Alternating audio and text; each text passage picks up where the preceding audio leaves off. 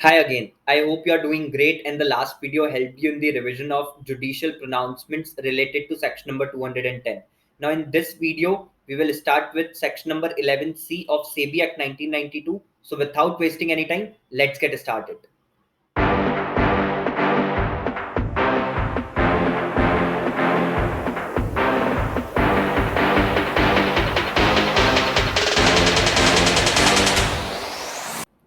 The Fly High Institute is providing recorded lectures of CS Professional Group second for December 23 attempt. To enroll, reach out to below mentioned number or email ID. Starting with section number 11C, इसमें direction to investigate के बारे में बताया है। इसमें लिखा है कि सेबी के पास अगर रीजनेबल ग्राउंड है बिलीव करने के कि जो ट्रांजैक्शन है इन सिक्योरिटीज वो इस तरीके से करा गया है जो डेट्रीमेंटल है फॉर द इन्वेस्टर्स या द सिक्योरिटीज मार्केट, या फिर किसी भी इंटरमीडिएट या person associated with securities market ने वॉयलेट करे प्रोविजन एक्ट के, रूल्स के, रेगुलेशन के या डायरेक्शन के, तो सेबी जो है वो by order in writing direct कर सकता है किसी भी पर्सन को जिसका नाम स्पेसिफाइड होगा in that order to investigate the affairs of such intermediary या person associated with the securities market and report the same to SEBI। इसमें कुछ और भी एडिशनल पॉइंट्स दिए हैं। सबसे पहले एडिशनल पॉइंट इसमें ये दिया है कि ड्यूटी बन जाएगी हर एक मैनेजर की, एमडी की, अदर एम्प्लॉइज की of company, every intermediary, every person associated with securities market to preserve and produce to the investigating authority और any other person authorised by it, यानी any other person authorised by the investigating authority with respect to investigation, कि वो सारे books provide करें और मतलब produce करें और प्रिजर्व करें, सारे रजिस्टर, अदर डॉक्यूमेंट्स और रिकॉर्ड्स वगैरह जो है वो प्रिजर्व और प्रोड्यूस करें टू द इन्वेस्टिगेटिंग अथॉरिटी। और ये उन बुक्स की, रिकॉर्ड्स की, अदर डॉक्यूमेंट्स की और रजिस्टर की बात हो रही है जो उनके कस्टडी में है या उनके पावर में है। फिर उसके बाद में लिखा है कि इन्वेस्टिगेटिंग अथॉरिटी जो है वो इंटरमीडिएरी और जो भी दूसरा पर्सन है जो एसोसिएटेड है सिक्योरिटीज मार्केट के साथ उसको इंफॉर्मेशन फर्निश करने का बोल सकते हैं अगर वो इंफॉर्मेशन उनको इन्वेस्टिगेशन पर्पस के लिए नेसेसरी है तो। देन इन्वेस्टिगेटिंग अथॉरिटी जो है वो अपनी कस्टडी में रख सकता है सारे बुक्स, रिकॉर्ड्स, रजिस्टर्स और अदर डॉक्यूमेंट्स को 6 महीने के लिए मैक्सिमम, और उसके बाद में उनको रिटर्न करना होगा। अच्छा, उनको अगर वापस से जरूरत लगती है तो वो वापस से भी कॉल कर सकते हैं, तो I am may call again if needed. Then जो भी पर्सन है अगर उसको सर्टिफाइड कॉपीज चाहिए तो जिससे भी हमने वो बुक्स, रिकॉर्ड्स, रजिस्टर या अदर डॉक्यूमेंट्स लिए, अगर वो बोलते हैं कि मेरे को सर्टिफाइड कॉपीज चाहिए इनकी, तो उसको सर्टिफाइड कॉपीज जो है वो दी जाएंगी। Shall give certified copy to such person, आप मना नहीं कर सकते देने से इन्वेस्टिगेटिंग अथॉरिटी को, या जो भी पर्सन होगा जिसको ऑथराइज करा जाएगा बाय द इन्वेस्टिगेटिंग अथॉरिटी, उसको सर्टिफाइड कॉपीज उस पर्सन को प्रोवाइड करनी पड़ेगी।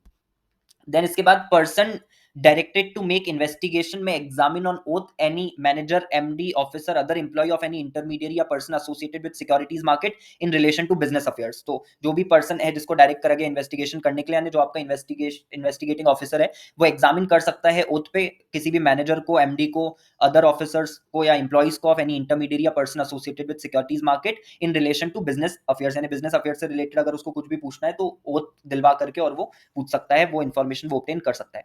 उसके बाद में इसमें बोला है कि अगर कोई भी पर्सन फेल हो जाता है बिना किसी रीजनेबल कॉज के, या रिफ्यूज कर देता है प्रोड्यूस करने से टू द इन्वेस्टिगेटिंग अथॉरिटी या पर्सन ऑथराइज्ड कोई भी बुक, रजिस्टर या अदर डॉक्यूमेंट या records which is his duty to produce, उसकी ड्यूटी है प्रोड्यूस करना, बट वो बिना किसी रीजनेबल कॉज के फेल हो जाता है या मना ही कर देता है अपफ्रंट कि मैं प्रोवाइड नहीं करूंगा, या फिर उसकी ड्यूटी है कुछ इन्फॉर्मेशन फर्निश करने की और वो इन्फॉर्मेशन प्रोवाइड नहीं करता है, मना कर देता है इन्फॉर्मेशन प्रोवाइड करने से, या फिर बिना किसी रीजनेबल कॉज के फेल हो जाता है इन्फॉर्मेशन प्रोवाइड करने में।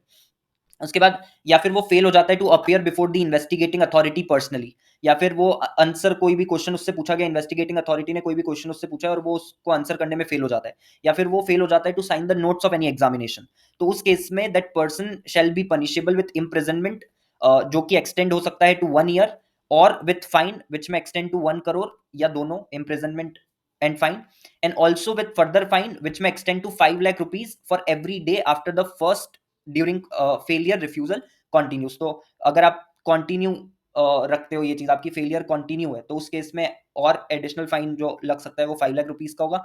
बाकी इम्प्रिजनमेंट जो है वो एक्सटेंड हो सकती है टू 1 ईयर, और विद फाइन विच में एक्सटेंड टू 1 करोड़ और बोथ। अच्छा, अब ये जो नोट्स ऑफ एनी एग्जामिनेशन है ये राइटिंग में लिए जाएंगे और पढ़ करके सुनाए जाएंगे उस पर्सन को जिसका एग्जामिनेशन करा गया है। जिस पर्सन का एग्जामिनेशन करा गया है वो इसको साइन करेगा, और जब ये साइन कर देगा उसके बाद में इन नोट्स ऑफ एनी एग्जामिनेशन को एविडेंस में यूज करा जा सकता है उस पर्सन के अगेंस्ट। तब तक जब तक कि साइन नहीं हो जाते इनको हम एविडेंस में यूज नहीं कर सकते। तो ये भी एक इंपॉर्टेंट पॉइंट है जो आपको याद रखना है कि नोट्स ऑफ एनी एग्जामिनेशन को कब एविडेंस में यूज करा जा सकता है।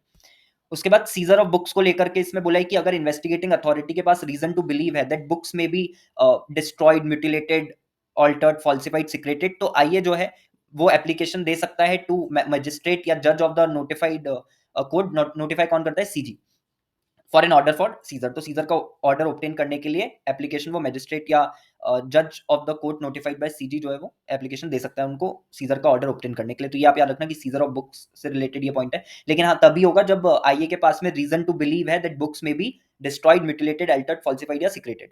देन उसके बाद services of any police officer, इसमें लिखा है कि जो भी ऑथराइज्ड ऑफिसर है वो रिक्वेस्ट कर सकता है सर्विसेज किसी भी पुलिस ऑफिसर की या किसी भी ऑफिस की ऑफ सेंट्रल गवर्नमेंट या दोनों से ही मदद मांग सकता है कि वो उसको असिस्ट करें फॉर ऑल और any of the specified purpose. और स्पेसिफाइड पर्पस का मतलब सीजर के पर्पस के लिए। And it shall be duty of every officer to comply with such requisition, और जो भी ऑफिसर है जिससे रिक्वेस्ट करी जाएगी उसको इस रिक्वेस्ट से कंप्लाई करना ही है, उसकी ड्यूटी बन जाती है कंप्लाई करना, वो मना नहीं कर सकता।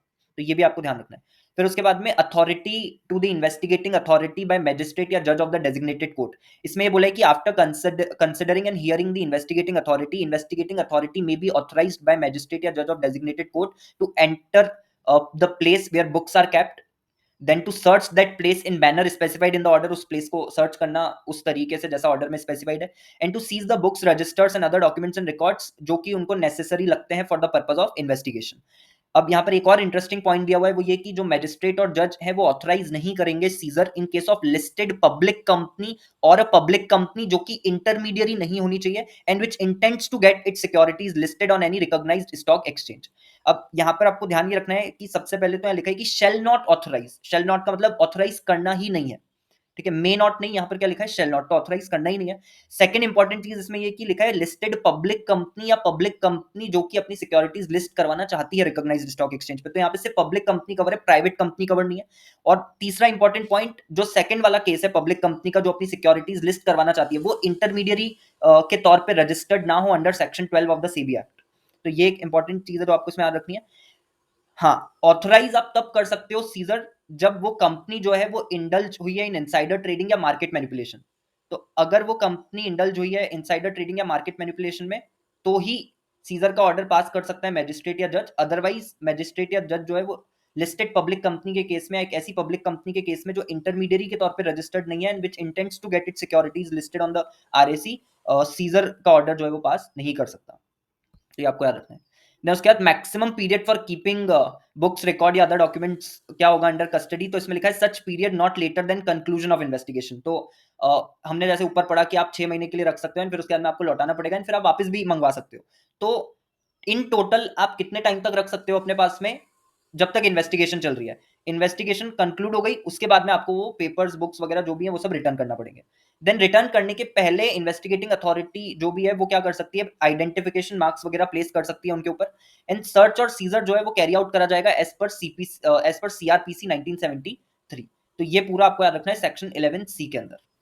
I hope this video helped you in recalling the provision and get better understanding of the provisions discussed. Thank you so much for watching this video and I will see you in the next one.